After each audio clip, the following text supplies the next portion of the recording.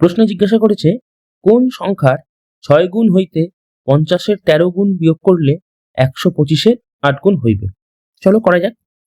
তা বলেছে কোন সংখ্যাটা জানি না, এটাকে বক্স হিসেবে লিখলাম। এই সংখ্যার 6 গুণ, এর সাথে 6কে গুণ করতে বলেছে, ভালো কথা। 6 গুণ হইতে, এবার যে সংখ্যাটা পেলাম সেটাও জানি না।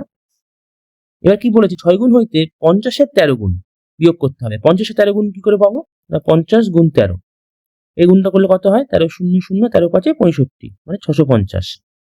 তাহলে এটাকে বিয়োগ করতে হবে। তাহলে বিয়োগ করছি আমরা, 650 বিয়োগ করছি এই বক্স থেকে। তারপর কি বলেছে, বিয়োগ করলে 125-এর 8 গুণ হইবে। তাহলে 125-এর যদি 8 গুণ করি তাহলে কত হবে, 8 5 40, 0 হাতে রইল 4, 8 2 16, 8 4 20, 0 হাতে রইল 2, 8 1 8 আর 2 10, মানে 1000। তাহলে এই বিয়োগ ফলটা হবে 1000। তাহলে আমাদের এই মানে বক্সে কি সংখ্যা ছিল সেগুলো খুঁজে বার করতে হবে। তো দেখো, এটা কিছু একটা ছিল যার থেকে 650 বিয়োগ করে আমরা 1000 পেয়েছি। তাহলে এই সংখ্যাটা কত, না উল্টে যোগ করে দেবো। তাহলে 1000-এর সাথে আমরা কি করব, 650 যোগ করে দেবো। তাহলে কত হবে, 0 5 6 1, মানে এই বক্সে ছিল 1650। কারণ খেয়াল করো, যদি 1650 থেকে আমরা 650 বিয়োগ করি, দেখো তাহলে 1000ই আসে। 0 0 0 এখানে 1, দেখো 1000, এই 1000টা মিললো। তাহলে বোঝা গেল এখানে 1650 হবে। এবার দেখো তাহলে সংখ্যাটা কি দাঁড়ালো, এটা তো গুণ্য, এইটা গুণক 6টা, আর 1650 হচ্ছে গুণফল।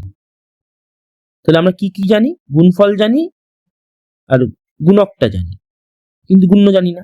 তাহলে গুণ্য বার করার ফর্মুলা কি ছিল, না গুণ্য সমান গুণফল ভাগ গুণক।